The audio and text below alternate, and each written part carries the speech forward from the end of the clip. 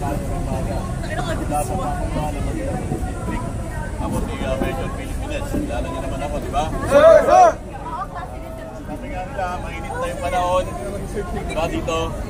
Pero dapat hindi matitignan yung ating maximum tolerance tayo. Para i-maintain natin.